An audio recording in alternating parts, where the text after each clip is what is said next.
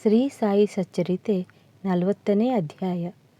ಬಾಬಾ ಸನ್ಯಾಸಿ ರೂಪದಲ್ಲಿ ಉದ್ಯಾಪನಾ ಸಮಾರಂಭದಲ್ಲಿ ಹಾಜರಿದ್ದುದು ತಮ್ಮ ಫೋಟೋದ ರೂಪದಲ್ಲಿ ಹೇಮಾಡ ಪಂತರ ಮನೆಗೆ ಬಂದುದು.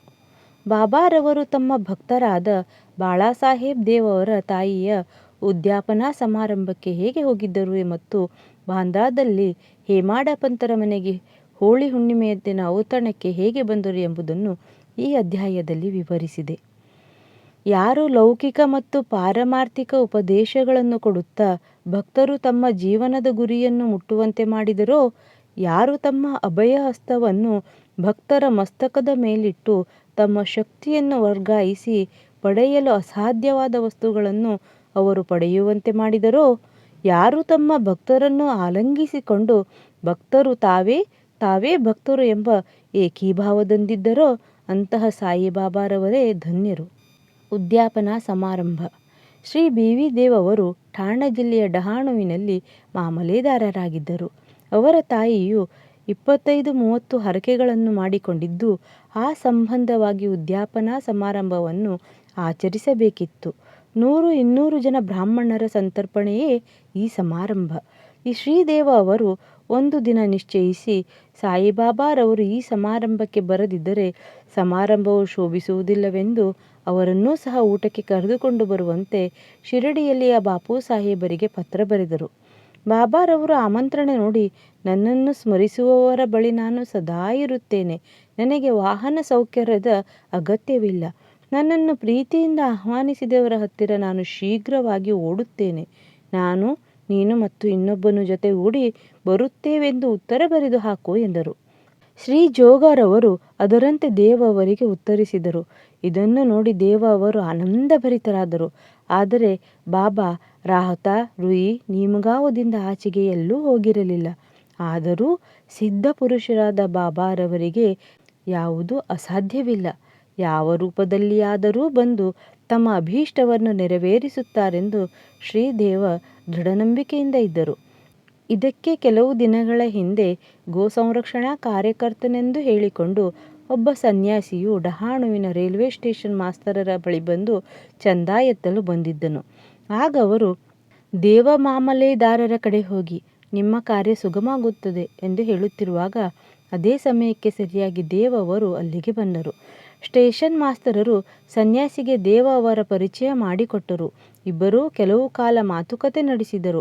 ಆಗ ದೇವ ಅವರು, ಈಗ ತಾನೇ ನರೋತ್ತಮ ಶೆಟ್ಟಿ ಬೇರೆ ಕಾರ್ಯಕ್ಕೆ ಚಂದಾ ಎತ್ತಿದ್ದಾರೆ. ಆದ್ದರಿಂದ ಈಗಲೇ ಇನ್ನೊಂದು ಸಲ ಚಂದಾ ಎತ್ತುವುದು ಸೂಕ್ತವಲ್ಲ. ಇನ್ನು 3-4 ತಿಂಗಳ ನಂತರ ಬನ್ನಿರಿ ಎಂದು ಹೇಳಿ ಕಳುಹಿಸಿದ್ದರು. ಮುಂದೆ 1 ತಿಂಗಳ ನಂತರ ಸನ್ಯಾಸಿಯು ಬೆಳಿಗ್ಗೆ 10 ಗಂಟೆಗೆ ಸರಿಯಾಗಿ ದೇವ್ ಅವರ ಮನೆಯ ಬಾಗಿಲಿಗೆ ಬಂದನು. ದೇವ್ ಅವರು ಚಂದಾ ಎತ್ತಲು ಆತ ಬಂದಿದ್ದಾನೆಂದು ಭಾವಿಸಿದರು. ಆದರೆ ಆ ಸನ್ಯಾಸಿಯು ಉದ್ಯಾಪನಾ ಸಮಾರಂಭದ ಸಿದ್ಧತೆಯನ್ನು ನೋಡಿ ತಾನು ಚಂದಾ ಎತ್ತಲು ಬಂದಿರದೆ ಊಟಕ್ಕೆ ಬಂದಿರುವುದಾಗಿ ತಿಳಿಸಿದನು. ಆಗ ದೇವ್ ಅವರು, ಸರಿ, ಬಹಳ ಸಂತೋಷ, ನಿಮ್ಮದೇ ಮನೆ ಎಂದು ಭಾವಿಸಿ ಊಟಕ್ಕೆ ಅಗತ್ಯವಾಗಿ ಬನ್ನಿರಿ ಎಂದರು. ಆಗ ಸನ್ಯಾಸಿಯು, ನನ್ನೊಡನೆ ಇನ್ನೂ ಇಬ್ಬರಿದ್ದಾರೆ ಎಂದನು. ಆಗ ದೇವರವರು, ಅವರನ್ನೂ ಸಹ ಕರೆದುಕೊಂಡು ಬನ್ನಿರಿ ಎಂದರು. ನಂತರ ಭೋಜನಕ್ಕೆ ಇನ್ನೂ 2 ಗಂಟೆಗಳ ಕಾಲ ಇದ್ದುದರಿಂದ ಆ ವೇಳೆ ಹೇಳಿ ಕಳಿಸಲೇ ಎಂದು ದೇವರು ಕೇಳಲು ಸನ್ಯಾಸಿಯು ತಾನೇ ನಿಯಮಿತ ಕಾಲಕ್ಕೆ ಬರುತ್ತೇನೆಂದು ತಿಳಿಸಿದನು. ದೇವ್ ಅವರು ಸರಿಯಾಗಿ 12 ಗಂಟೆಗೆ ಬನ್ನಿರಿ ಎಂದರು. ಆ ಪ್ರಕಾರ 12 ಗಂಟೆಗೆ ಸರಿಯಾಗಿ ಮೂವರೂ ಬಂದು ಊಟ ಮುಗಿಸಿ ಹೊರಟು ಹೋದರು. ಸಮಾರಂಭ ಮುಕ್ತಾಯವಾದ ನಂತರ ದೇವ್ ಅವರು ಸಾಯಿಬಾಬಾ ತಮ್ಮ ಮಾತಿನಂತೆ ನಡೆದುಕೊಳ್ಳಲಿಲ್ಲವೆಂದು ಖೇದದಿಂದ ಶ್ರೀ ಜೋಗ ಅವರಿಗೆ ಪತ್ರ ಬರೆದರು. ಜೋಗ್ ಅವರು ಬಾಬಾರವರ ಹತ್ತಿರ ಹೋಗಿ ಆ ಪತ್ರವನ್ನು ಅವರ ಮುಂದಿಟ್ಟರು. ಅದನ್ನು ಒಡೆದು ನೋಡುವ ಮೊದಲೇ ಬಾಬಾರವರು, ಏನು, ನಾನು ಹೋಗಲು ಮಾತು ಕೊಟ್ಟು ಮೋಸಗೊಳಿಸಿದ್ದೇನೆಯೇ? ನಾನು ಇಬ್ಬರ ಸಂಗಡ ಹೋಗಿ ಭೋಜನದಲ್ಲಿ ಭಾಗವಹಿಸಿ ಸಂತೃಪ್ತಿಯಿಂದ ಹಿಂದಿರುಗಿದ್ದೇನೆ. ಅವನು ನನ್ನನ್ನು ಗುರುತಿಸಲಿಲ್ಲ. ಹಾಗಿದ್ದರೆ ನನ್ನನ್ನು ಆಮಂತ್ರಿಸಿದ್ದಾದರೂ ಏಕೆ? ಆ ಸನ್ಯಾಸಿಯು ಚಂದಾ ಎತ್ತಲು ಬಂದಿದ್ದಾನೆಂದು ಆತನು ಭಾವಿಸಿದಾಗ ನಾನು ಊಟಕ್ಕೆ ಬರುವೆನೆಂದು ತಿಳಿಸಿ ಅವನ ಅನುಮಾನವನ್ನು ಪರಿಹಾರ ಮಾಡಲಿಲ್ಲವೇ? ನಂತರ ನಾವು ಮೂವರು ಊಟ ಮಾಡಿ ಬರಲಿಲ್ಲವೇ? ನಾನು ಮಾತಿನಂತೆ ನಡೆಯಲು ಸರ್ವಸ್ವವನ್ನು ತ್ಯಾಗ ಮಾಡಬಲ್ಲೆ. ನಾನೆಂದೂ ಆಡಿದ ಮಾತಿಗೆ ತಪ್ಪಲಾರೆ ಎಂದು ಹೇಳಿದರು. ಈ ಉತ್ತರವನ್ನು ಕೇಳಿದ ಜೋಗ ಆನಂದಭರಿತರಾಗಿ ಮರುಟಪಾಲಿಗೆ ದೇವ ಅವರಿಗೆ ಉತ್ತರ ಬರೆದರು. ಅದನ್ನು ಓದಿ ದೇವ ಅವರಿಗೆ ಅತ್ಯಾನಂದವಾಯಿತು. ನೇತ್ರಗಳಿಂದ ಆನಂದ ಬಾಷ್ಪಗಳು ಹರಿದವು. ಸ್ವತಃ ಬಾಬಾರವರನ್ನು ನಿಂದಿಸಿದ್ದಕ್ಕಾಗಿ ವ್ಯಥೆಪಟ್ಟುಕೊಂಡರು. ನಡೆದ ಘಟನೆಯನ್ನು ನೆನೆಸಿಕೊಂಡು ಅಚ್ಚರಿಗೊಂಡರು. ಹೇಮಾಡ ಪಂತರ ಹೋಳಿಗೆ ಊಟ. ಈಗ ಬಾಬಾರವರು ತಮ್ಮ ಫೋಟೋ ರೂಪದಲ್ಲಿ ತಮ್ಮ ಭಕ್ತನೊಬ್ಬನ ಅಭೀಷ್ಟವನ್ನು ಹೇಗೆ ನೆರವೇರಿಸಿದರು ಎಂಬುದನ್ನು ನೋಡೋಣ. ಅಂದು 1917ರ ಪೂರ್ಣಿಮೆ ಬೆಳಗಿನ ಜಾವದ ಸಮಯದಲ್ಲಿ ಹೇಮಾಡ ಪಂತರಿಗೆ ಈ ರೀತಿ ಕನಸು ಬಿದ್ದಿತು. ಬಾಬಾರವರು ಸನ್ಯಾಸಿ ರೂಪದಲ್ಲಿ ಅವರ ಕನಸಿನಲ್ಲಿ ಕಾಣಿಸಿಕೊಂಡು ಅವರನ್ನು ಎಚ್ಚರಿಸಿ, ನಿನ್ನಲ್ಲಿ ಊಟಕ್ಕೆ ಬರುತ್ತೇನೆಂದು ತಿಳಿಸಿದರು. ನಂತರ ಬೆಳಗಾಗಿ ಎಚ್ಚರಾದಾಗ ಸಾಯಿಬಾಬಾರವರಾಗಲಿ ಸನ್ಯಾಸಿಯಾಗಲಿ ಕಾಣಲಿಲ್ಲ. ನಂತರ ಕನಸನ್ನು ಜ್ಞಾಪಿಸಿಕೊಂಡರು. ಸನ್ಯಾಸಿಯು ಹೇಳಿದ ಪ್ರತಿಶಬ್ದವು ಸ್ಮೃತಿಪಥಕ್ಕೆ ಬಂದವು. ಅವರು 7 ವರ್ಷಗಳಿಂದ ಬಾಬಾರವರ ಸಂಪರ್ಕ ಪಡೆದರೂ ಮತ್ತು ಸದಾ ಬಾಬಾರವರನ್ನು ಧ್ಯಾನಿಸುತ್ತಿದ್ದರೂ ಸಹ ಬಾಬಾರವರು ತಮ್ಮ ಮನೆಗೆ ಊಟಕ್ಕೆ ಬರಬಹುದೆಂದು ತಿಳಿದಿರಲಿಲ್ಲ. ಕೂಡಲೇ ತಮ್ಮ ಹೆಂಡತಿಗೆ ಈ ದಿನ ಹೋಳಿ ಹಬ್ಬವಾಗಿದ್ದರಿಂದ ಒಂದು ಸನ್ಯಾಸಿ ಅತಿಥಿಯಾಗಿ ಊಟಕ್ಕೆ ಬರುವರೆಂದು ಹೆಚ್ಚು ಅಡಿಗೆ ಮಾಡಲು ಹೇಳಿದರು. ಆಗ ಅವಳು ಯಾರು, ಎಲ್ಲಿಂದ ಬರುತ್ತಾರೆ ಎಂದು ಕೇಳಲು ತಮ್ಮ ಕನಸನ್ನು ಹೇಮಾಡ ಪಂತ ಅವಳಿಗೆ ವಿವರಿಸಿದರು.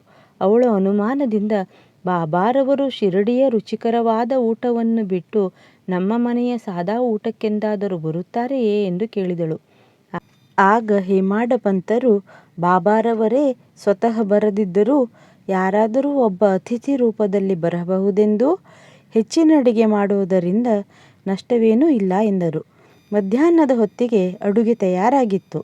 ದೇವರ ಪೂಜೆ ನೆರವೇರಿಸಿ 2 ಸಾಲು ಎಲೆ ಹಾಕಿದರು. ಮನೆಯವರೆಲ್ಲ ತಮ್ಮ ತಮ್ಮ ಮಣೆಗಳ ಮೇಲೆ ಕುಳಿತರು. ಆಹಾರ ಬಡಿಸಿದರು. ಎಲ್ಲರೂ ಅತಿಥಿಯ ಬರವನ್ನೇ ಕಾಯುತ್ತಿದ್ದರು. ಮಧ್ಯಾಹ್ನ ಮೀರುತ್ತಿತ್ತು. ಅತಿಥಿಯ ಸುಳಿವೇ ಇಲ್ಲ. ನಂತರ ಬಾಗಿಲು ಹಾಕಿ ತುಪ್ಪ ಬಡಿಸಿದರು. ಇನ್ನೇನು ಎಲ್ಲರೂ ಊಟ ಮಾಡಲು ಆರಂಭಿಸಿದರು ಎನ್ನುವ ಹೊತ್ತಿಗೆ ಸಮಯಕ್ಕೆ ಸರಿಯಾಗಿ ಬಾಗಿಲು ಬಡೆದ ಸಪ್ಪಳ ಕೇಳಿಸಿತು. ಹೇಮಾಡ ಪಂತರು ಹೋಗಿ ಬಾಗಿಲು ತೆರೆದು ನೋಡಲಾಗಿ ಅಲಿ ಮಹಮ್ಮದ್ ಮತ್ತು ಇಸ್ಮು ಮುಜಾವರ್ ಅವರನ್ನು ಕಂಡರು.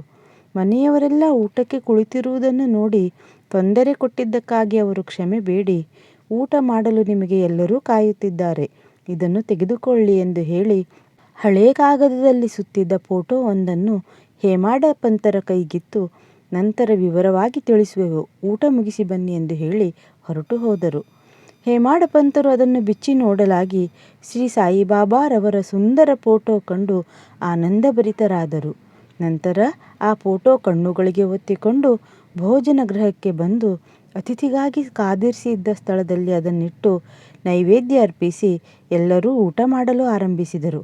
ಕನಸಿನಲ್ಲಿ ಹೇಳಿದಂತೆ ಸ್ವತಃ ಬಾಬಾರವರೇ ತಮ್ಮ ಮನೆಗೆ ಊಟಕ್ಕೆ ಬಂದಿರುವರೆಂದು ಭಾವಿಸಿ ಎಲ್ಲರೂ ಅನನ್ಯವಾಗಿ ಫೋಟೋಕ್ಕೆ ವಂದಿಸಿದರು. ಅಲಿ ಮಹಮ್ಮದ್ ಅವರಿಗೆ ಈ ಫೋಟೋ ಹೇಗೆ ದೊರಕಿತು, ಹೇಮಾಡ ಪಂತರಿಗೆ ಏಕೆ ಅದನ್ನು ಕೊಟ್ಟರು ಎಂಬುದನ್ನು ಮುಂದಿನ ಅಧ್ಯಾಯದಲ್ಲಿ ವಿವರಿಸುತ್ತೇನೆ. ಶ್ರೀ ಸಾಯಿ ಪ್ರಣಾಮ್.